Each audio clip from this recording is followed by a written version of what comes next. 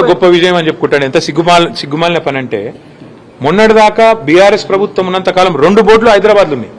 Godavari river management board, KRMB 2 ఇక్కడనే ఉండే office. ఇవాళ కేఆర్ఎంబిని ఆంధ్రాకు తరలించి, అది కూడా గొప్ప విజయం అని చెప్పుకుంటాడు ముఖ్యమంత్రి. ఇది నీ నవ్విపోదురు కాక నాకేమి సిగ్గన్నట్టు ఉన్న ఆఫీస్ ఎత్తగొట్టి, ఉన్న ఆఫీస్ ఉడగొట్టి, సిగ్గు లేకుండా ఇంకా నేనేదో గొప్ప విజయం సాధించిన అని చెప్పి మాట్లాడితే ప్రజలకు అర్థం కాదనుకుంటున్నాడు రేవంత్ రెడ్డి. నేను అడుగుతా ఉన్నా. చివరిగా నేను అనేది, ఈ విషయంలో అందరికంటే ఎక్కువ బాధ్యత ఉన్నది కేంద్ర ప్రభుత్వానికి. వాళ్ళు స్పందించాలి. ఇట్లా ఇష్టం వచ్చినట్టు చంద్రబాబు ఆడిచ్చినట్టు ఆడతామని కేంద్రము రేవంత్ రెడ్డి తల ఊపితే ఇక మిగతా సంగతి తెలంగాణ ప్రజలు చూసుకుంటారు. బీజేపీ సంగతి, కాంగ్రెస్ సంగతి తెలంగాణ ప్రజలు చూసుకుంటారు. 10 ఏళ్ల చేయని పని మేము చేస్తున్నాము. ఏం పని చేసిండు? కృష్ణా బోర్డును అప్పచెప్పుడా పని చేసుడంటే? కృష్ణా బోర్డును ఆంధ్రాకు తరలించుడా? లేదా గోదావరి మిగులు జలాల్లో మరి లేని హక్కును ఆంధ్రాకు దారాదత్తం చేయడం ఏంది పని? లేకపోతే ఆంధ్ర ప్రాజెక్టులకు ఆనాడు ప్రతిపాదిస్తూ తెలంగాణ ప్రాజెక్టులను వ్యతిరేకిస్తూ ఎవరైతే ఉత్తరాలు రాసిండో ఆయన తీసుకొచ్చి సాగునీటి సలహాదారుగా పెట్టడమా? లేదా కేసీఆర్ గారు బ్రహ్మాండంగా తెలంగాణలో ఒక సంక్షేమ వాతావరణం తీసుకొస్తే, పండుగలాగా వ్యవసాయాన్ని చేస్తే, వరిధాన్యం ఉత్పత్తిలో భారతదేశంలో నెంబర్ 1 చేస్తే, ఇలా కేసీఆర్ మీద కోపంతో కన్నెపల్లి మోటార్ లాంచ్ చేయకుండా మిడ్ మానేర్ నిండబెట్టి మొత్తం రాష్ట్రంలో పంటలన్నీ ఎండుతుంటే, ఇవాళ కరువు వాతావరణం ఉంటే, కిందికెళ్లి నీళ్లు లక్షల క్యూసెక్ల నీళ్లు కిందికి పోతుంటే గుడ్లప్పగిచ్చి చూడడమా తెలంగాణ సాగునీటి రంగంలో ఆయన సాధించిన విజయం? గోదావరిలో ఈరోజు బ్రహ్మాండంగా మోటార్ లాంచ్ చేస్తే కన్నెపల్లిలో ఏ కరువు ఛాయలు లేకుండా ఇలా నార్మల్ పోసుకున్న రైతులు ఎదురు చూస్తున్నారు. ఎప్పుడు వాన పడుతుంది? ఊళ్ళల్లో కప్పలను వేసుకొని ఇలా పూజలు చేస్తాను వానలు పడాలని.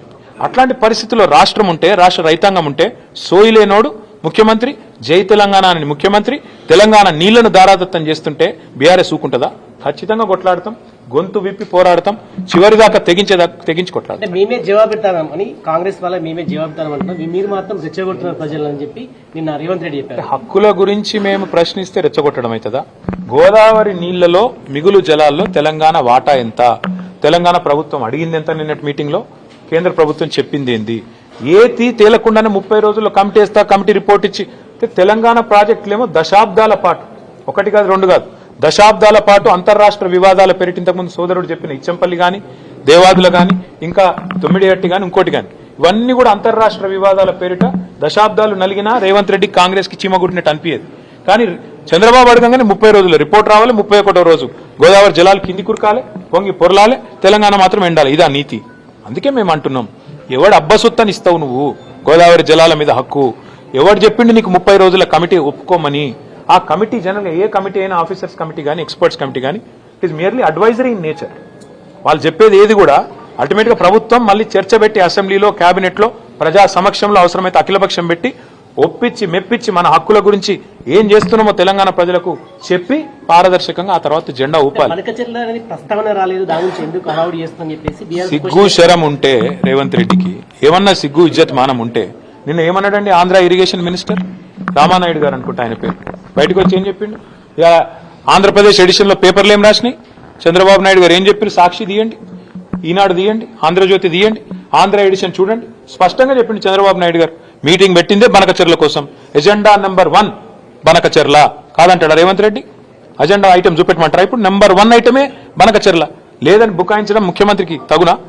నిమ్మల రామానాయుడు గారు బయటకు వచ్చి చెప్పినారు, ఆంధ్ర ఇరిగేషన్ మంత్రి గారు, మేము అడిగినాం బనకచెర్ల గురించి, రేవంత్ రెడ్డి ఒప్పుకున్నాడు, కమిటీ వేసినాం, 30 రోజులు ఒడిచిపోతుంది, 31వ రోజు మా శిష్యుడే కాబట్టి ఆడిచ్చినట్టు ఆడతాడు, ఆయన జుట్టు మా చేతులుంది, ఓటుకు నోటు కేసు ఇంకా ఉన్నది కాబట్టి ఏమన్నా చేస్తాం అని ఫుట్బాల్ ఆడుతున్నారు. చంద్రబాబు కోవట్ను పెట్టుకుని ఇలా తెలంగాణ ప్రజల ప్రయోజనాలు, తెలంగాణ రైతుల ప్రయోజనాల పట్ల శాశ్వతంగా విద్రోహం చేసే ప్రయత్నం చేస్తున్నారు. అర్థం కాదు ఏముంది. నిజం చెప్తున్నారు మీరు అనుకుంటున్నారా? పొరపాటు. రేవంత్ రెడ్డికి శాపం ఉన్నది, నిజం చెప్తే తల 1000 ముక్కలు అవుతుందట. ఎన్ని నిజాలు చెప్పిండండి రేవంత్ రెడ్డి? యాద్ చేసుకోండి మీరు. రుణమాఫీ చేస్తా అన్నాడు December 9 అయిపోయిందా రుణమాఫీ? 2500 ఇస్తా అన్నాడు మహిళలకు, ఇచ్చేసిండా? 6 గ్యారెంటీలు అమలైనాయా? 4000 పెన్షన్లు అయిపోయినాయా? సోనియమ్మ పంపుతుందన్నాడు తులం బంగారం వచ్చిందా? స్కూటీలు వచ్చినాయా? ఏదొచ్చింది ఒకటి చెప్పండి నాకు. రేవంత్ రెడ్డి సాధించిన విజయాలు ఒకటి చెప్పండి. సార్, స్థానిక సంస్థల ఎన్నికలకు సంబంధించి 42% రిజర్వేషన్ అంటే కాంగ్రెస్ పోతుంది ప్రజల్లోకి. సో కాంగ్రెస్ పార్టీ ఏం చెప్పినా, ఎన్ని రకాల విన్యాసాలు చేసినా ఒకటి వాస్తవం, వాళ్ళ చేతుల్లో ఉన్నాయేమో చేయరట. కాంగ్రెస్ ఏం చెప్పింది? బీసీలకు బీసీ డిక్లరేషన్ లో సంవత్సరానికి 20,000 కోట్ల బడ్జెట్ పెడతా అన్నాడు. 5 ఏళ్లలో 1,00,000 కోట్ల బడ్జెట్ ఇస్తామన్నారు. బీసీలకు 42% వాటా ప్రభుత్వ కాంట్రాక్టులు ఇస్తామన్నాడు. చేతులునేమో చేయరట. OBC ministry పెడతామన్నారు. బీసీలకు 42% వాటా ఇచ్చిండా పోనీ మినిస్ట్రీలో? పోనీ ఓబీసీ మినిస్ట్రీ పెట్టిండా? 1,00,000 కోట్ల బడ్జెట్ అన్నాడు, సంవత్సరానికి 20,000 కోట్లు అన్నాడు.